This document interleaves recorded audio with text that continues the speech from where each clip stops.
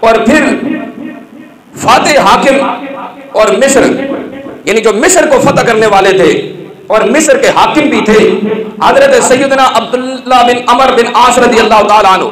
یہ عمر بن عاص رضی اللہ تعالیٰ عنہ یہ بڑے عظیم صحابی تھے، پائے کے صحابی تھے، حضور نبی کریم صلی اللہ تعالیٰ علیہ وسلم کے صحابی تھے.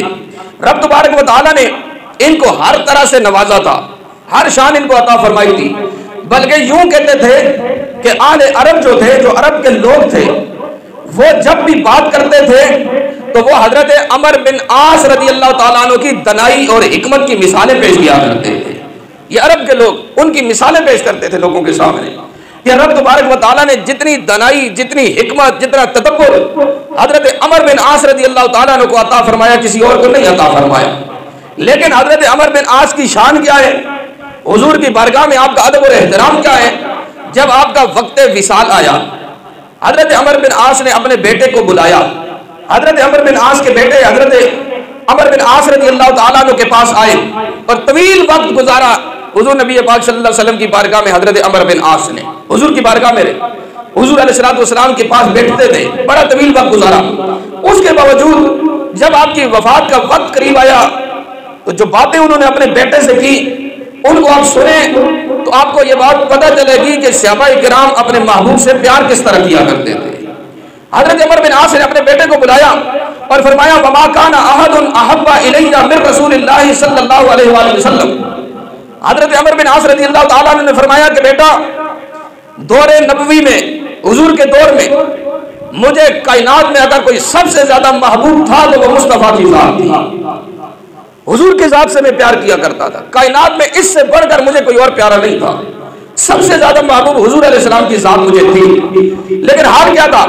فرماتے ہیں وَلَا أَجَلَّ فِي عَيْنِي مِنْهُ، میں نے حضور سے بڑا پیار کیا، لیکن حضور علیہ السلام کی تعظیم اور ادب کا یہ حال ہے کہ میں نے کبھی بھی آنکھ بھر کے مصطفیٰ کے چہرے کو نہیں دیکھ سکا، کبھی بھی نہیں دیکھا. جب انسان کے درمیان بے تکلفی ہو جاتی ہے نا، بے تکلف ہو جاتا ہے بندہ، کسی کے پاس زیادہ آنا جانا ہو جاتا ہے تو انسان کے اندر بے تکلفی ہو جاتی ہے، پھر ادب والا رشتہ ختم ہو جاتا ہے اور پھر ادب احترام والا رشتہ ختم ہو جاتا ہے. پھر انسان اس کے ساتھ ہر قسم کی بات کر سکتا ہے، ہر قسم کی مذاق ہو جاتی ہے، چاہے وہ بڑا ہو چھوٹا ہو. جب بے تکلفی جو ہو گئی تو پھر سب کچھ ہو گیا. لیکن یہ صحابہ ہی کا انداز ہے کہ حضور کی بارگاہ میں بھی بیٹھے، حضور کے قریب بھی رہے، لیکن اس کے باوجود حضور کا ادب اور احترام اس طرح کیا.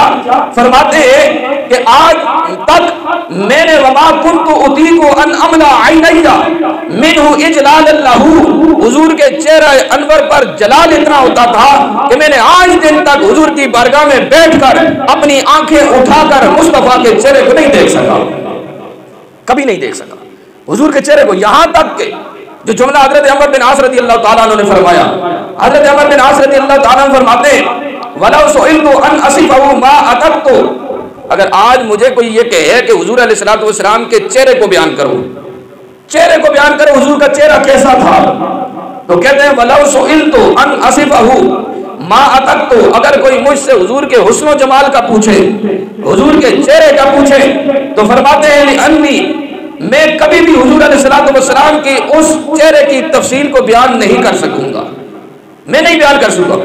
اس کی وجہ بیان فرمایا لِأَنِّي لَمْ أَكُنْ أَمْلَأُ عَيْنَيَّ مِنْهُ، کیونکہ میں نے نگاہ بھر کر کبھی چہرہ مصطفیٰ کو دیکھا ہی نہیں.